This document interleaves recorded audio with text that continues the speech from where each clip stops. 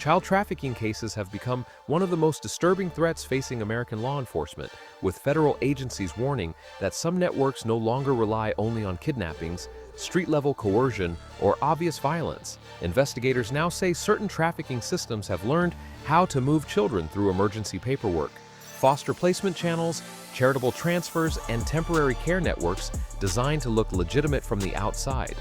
This morning, federal agents launched a coordinated FBI raid in Florida after investigators tied 21 missing minors, 9 safe houses, and $144 million in grants and charitable funding to a hidden child transfer pipeline operating behind the language of protection and care. At the center of the case was not just one facility, it was an entire placement system, licensed, approved, trusted, but before dawn, that image collapsed. At 4:17 a.m., federal teams breached multiple properties tied to what authorities now believe was one of the most disturbing child trafficking structures ever uncovered in the Southeast. And what they found inside would force the system to confront a truth it was never supposed to reveal. This was not child protection failing in silence. This was trafficking operating through the appearance of child protection. Want the full truth? Stay with me. I'll show you how the pipeline was built from the inside. Child trafficking has long been treated as a hidden crime that lives in shadows, back roads, and isolated predators, but federal investigators now say some of the most dangerous child trafficking systems no longer hide outside the system. They move through it. They move through emergency placement paperwork, charitable transfers, youth recovery programs, transportation logs, and temporary housing records that look legitimate enough to avoid scrutiny. Authorities now believe one such network operating in Florida moved children through a hidden transfer chain tied to at least 9 safe houses, 52 falsified placement files, and more than $144 million in grants and charitable funding. At 4:17 a.m., Central Florida was still dark. A row of white transport vans stood behind a locked service gate. The building itself was beige, clean, unremarkable, and easy to miss. On paper, it was part of a licensed child crisis, relocation, and emergency placement nonprofit called Sunrise Passage Services, an organization that claimed to help minors in danger, unstable family situations, or urgent interstate custody transitions. But before dawn, federal agents already knew that image was a lie. More than 170 agents from the FBI, ICE, Homeland Security Investigations, and Child Exploitation Task Force units had taken positions around the campus and multiple linked properties across Florida. Tactical teams covered the front entrance, side access points, transport bay, and the detached records office. Drone surveillance fed live thermal imaging back to a command vehicle hidden 2 streets away. Mobile cyber teams prepared to seize live records and prevent remote deletion.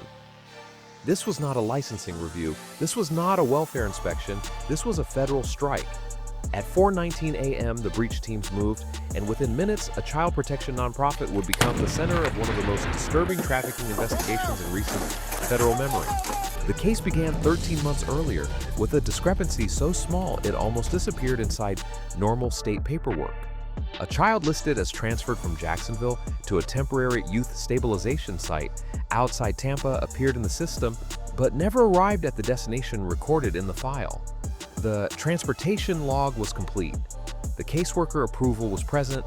The receiving signature existed, but when a cross-check was performed during a routine child services audit, investigators discovered that the receiving staff member was on leave that week and had not signed anything. At first, the case looked like administrative error, then more records began to fail. Within 6 weeks, analysts identified 12 additional minors whose emergency placement documents had been approved, logged, and closed, yet whose physical arrival at listed facilities could not be confirmed. Some names were real, others used recycled intake codes. Several had photographs missing from their digital profiles. In multiple files, the same transport template had been reused with altered times and slightly changed signatures. That was the first crack. Federal reviewers were brought in quietly. They began tracing movement patterns linked to Sunrise Passage Services and the third-party transport vendors it used for emergency child relocation.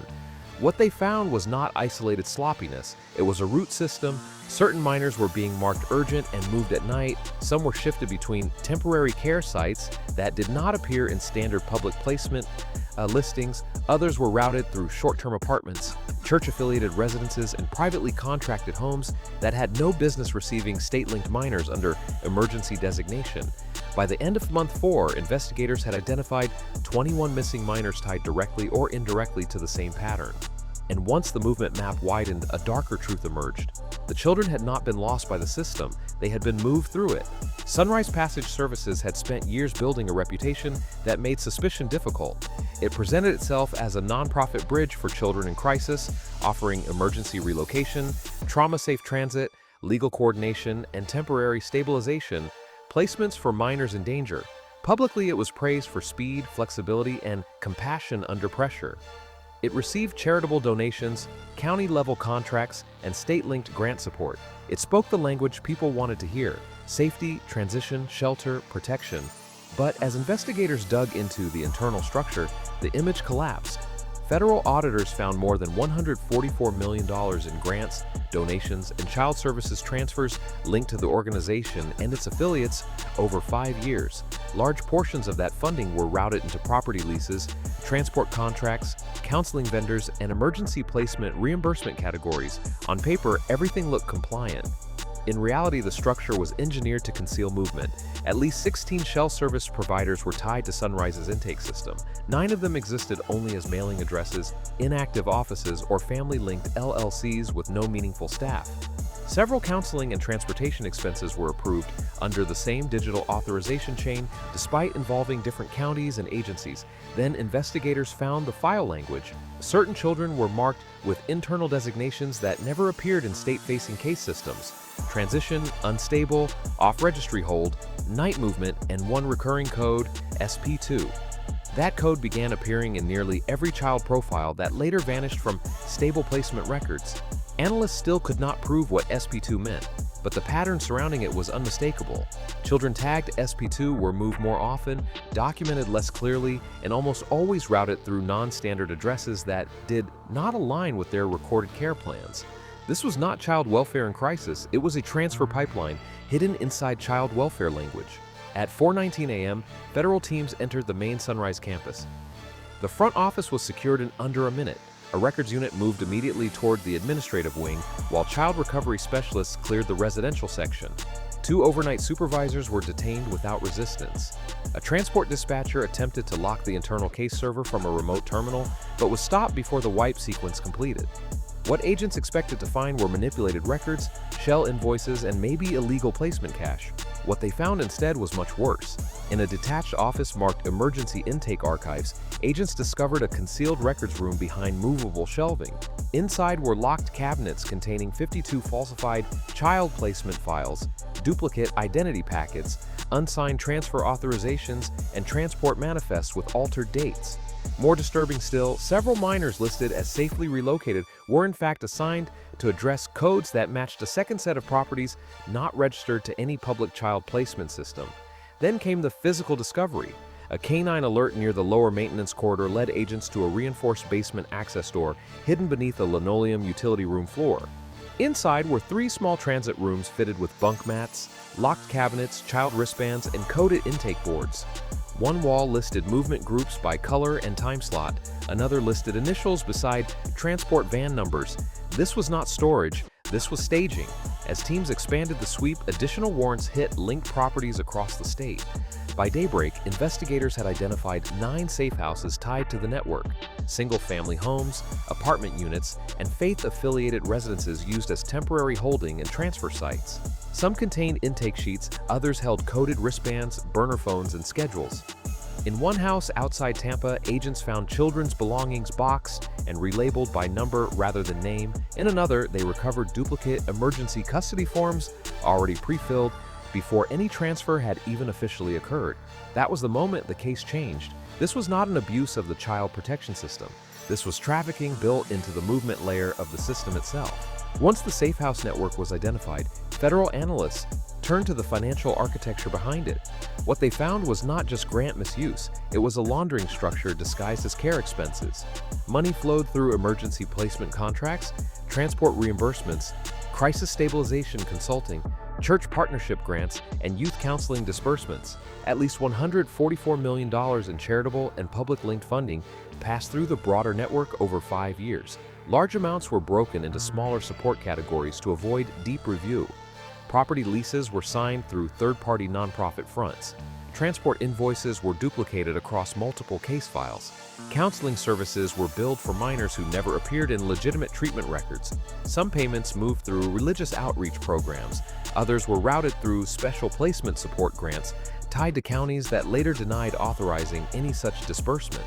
Federal accountants documented repeated structuring behavior just under audit thresholds, layered enough to make the system appear overcomplicated rather than intentionally hidden.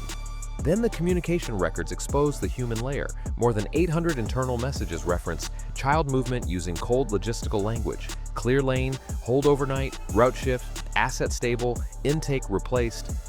Not one of those phrases belonged in real child welfare communications. The words sounded more like freight than care, and then investigators identified the operational ladder.